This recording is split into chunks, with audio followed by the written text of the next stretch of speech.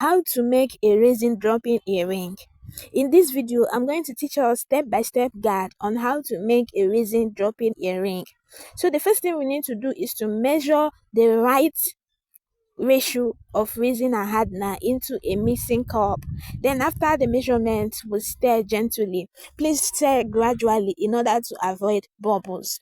After stirring, we divide it into two equal parts because I'm making use of two different colors. If it is just one color, you go ahead and add your color, but this is two different colors. So after dividing my resin and hardener into two equal parts in two different mixing cups, I then add my pigment.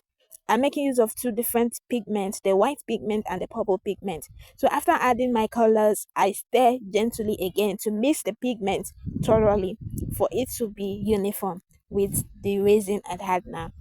So after mixing, I now start pouring it into my mold gradually. This is the effect that I want. I want something that is just like a combination of color. That's why I'm adding it drop by drop, but you can pour your resin anyhow, any shape you want, any design you want, you do it that way. But for this video, this is the design that I want. That's why I'm adding it drop by drop. If I added white color, then I add a purple color, because that is the exact effect that I want for this type of jewelry.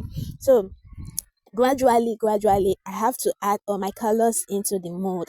I make sure that the molds are properly filled up. While filling our mold, we need to be careful in order to avoid overpouring, so that when it cure, it will not have any rough edge. Please don't mind the darkness of my video. Actually, when I was doing the work, it got dark and there was no one around to help me set off my light, so I just managed to do it that way.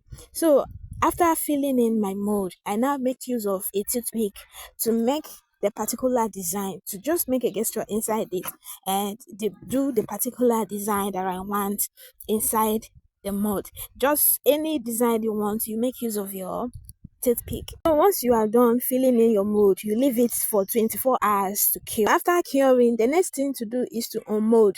You remove your earrings from the mold, then start to fix up your hooks. For this, because this is a drop-in earring, I have to make use of drop-in earring hooks and jumping rings.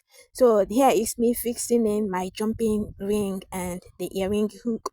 After fixing up my earring hook, here comes the outcome of everything. So you can see, it is so easy and simple to make. If you like this tutorial, share and follow for more.